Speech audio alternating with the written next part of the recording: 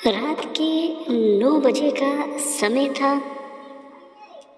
Monsoon की पहली बारिश में भीगती हुई एक 18 बरस की लड़की सुनसान सड़क पर बेतहाशा दौड़ती जा रही है और बीच बीच में पीछे मुड़कर देख रही है और फिर दौड़ने लगती है।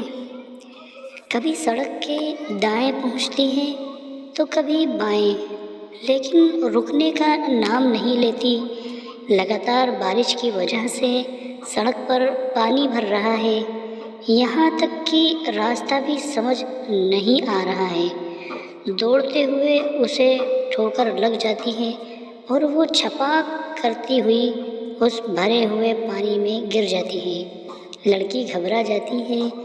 इस बारिश में भी उसके चेहरे पर पसीना टपक जाता है। वो पीछे मुड़कर देखती है, वो अभी भी उसके पीछे ही आ रहे हैं। ये देख वो हिम्मत जुटा उठ खड़ी होती है और फिर से दौड़ पड़ती है। उस बरसाती रात में अपनी आबरू बचाने के लिए कुछ कदमों की दूरी तय करने के बाद उसे सड़क के बाएं दूर नज़र आती है। रोशनी की किरण जहां स्थित होती है, कुछ एक दुकानें जिनमें शामिल हैं चाय की टपरी, एक ढाबा और कुछ एक बिस्किट, स्नैक्स, कोल्ड ड्रिंक की छोटी मोटी दुकानें। दौड़ते दौड़ते लड़की थक चुकी होती है, पैर जवाब दे रहे हैं। वो सड़क के दाएं ओर आती है और एक पेड़ का सहारा ले रुक जाती है। वो रही, चल थोड़ा और तेज दौड़ते हैं। पीछे से आवाज़ आती है जिसे सुन वो लड़की अपनी आंखें बंद करती तथा अपने इष्ट कहते हुए नीचे गिर जाती है। गिरते समय उसका हाथ उस लड़के के हाथ में पकड़े चाय के प्याले पर पड़ता है और उसका प्याला छूट कर गिर जाता है। आवाज़ सुन लड़का पीछे मुड़कर देखता है, जहाँ दो भटके हुए नौजवान सड़क के उस पार खड़े और उस लड़की की तरफ देख रहे हैं। लड़का वहाँ उसे उठता है और उनकी तरफ जाता है। किसी को अपनी तरफ आते देख वहाँ से 9 तो 11 हो जाते हैं। लड़का कुछ दूर उनके पीछे जाता है। जब वो कहीं नहीं दिखते तो वापस टपरी पर आ जाता है।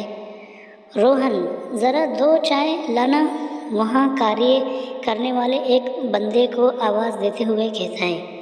अभी लाया भैया, बस 5 मिनट, आप इंतज़ार कीजिए, रोहन ने चाय का पतीला चढ़ाते हुए कहा। वो लड़की अभी भी वहीं मौजूद होती है। आप ठीक है?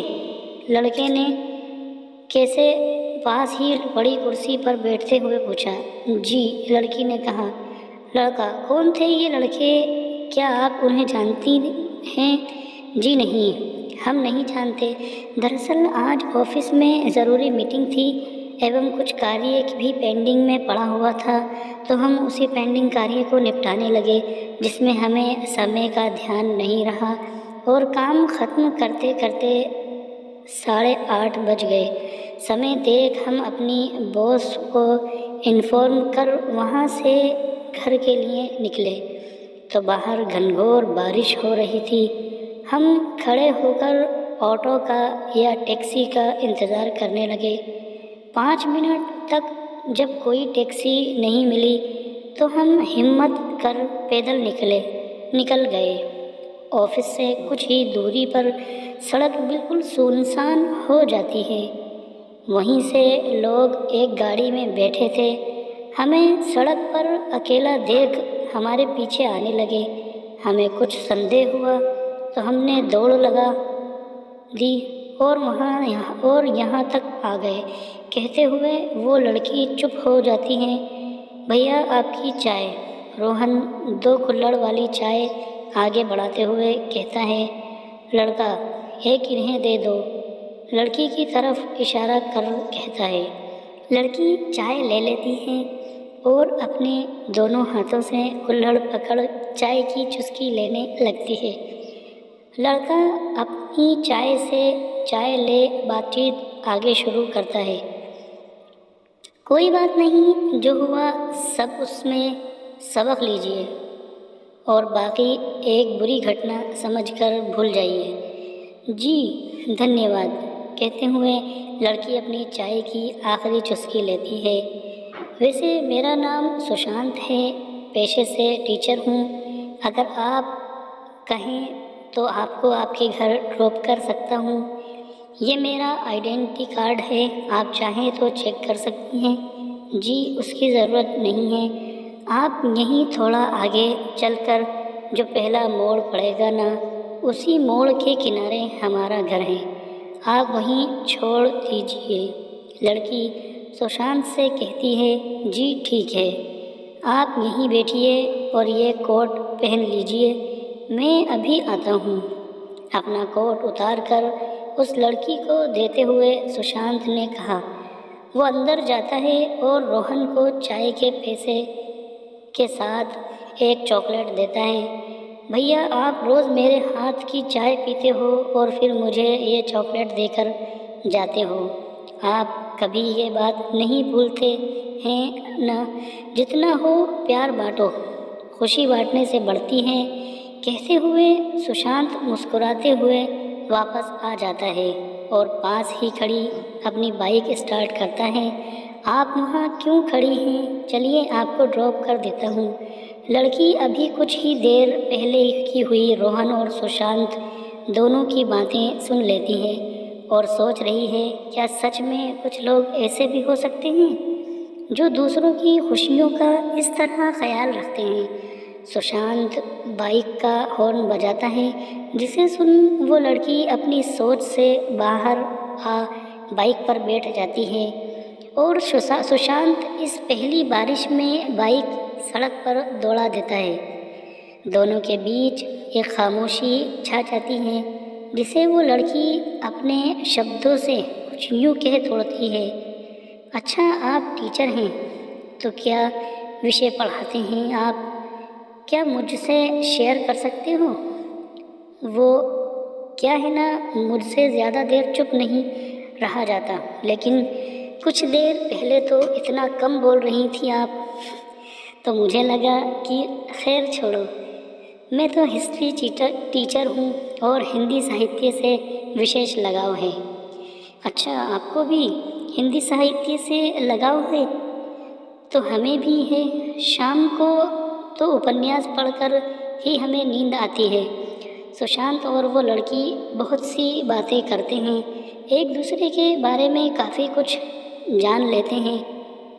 कुछ ही पलों में वो पहला मोड़ आ जाता है और सुशांत बाइक रोक देता है। लड़की बाइक से उतर जाती है और सुशांत से कहती है, आपके साथ की ये मानसून की पहली बारिश वाली रात हमें हमेशा याद रहेगी। लड़की की बात सुन सुशांत मुस्कुराता है और कहता है, आपको तो याद रहेगी, लेकिन मुझे भी याद रखने के लिए अपना नाम तो बता दीजिए। हमारा नाम कल फिर मिलना तब बताएंगे, कहते हुए लड़की मुस्कुराती है और दोबारा से धन्यवाद कहते हुए वहाँ से घर के लिए अंदर चली जाती है। लड़की की बात सुन सुशांत मुस्कुराते हुए बाइक स्टार्ट कर देता है और घर के लिए निकल जाता है, वापस कल फिर आने के लिए, मुलाकातों का सिलसिला बनाने के लिए। पहले प्यार की हर बरसात में एक दूसरे के साथ भीगने के लिए दोनों बिल्कुल तैयार थे।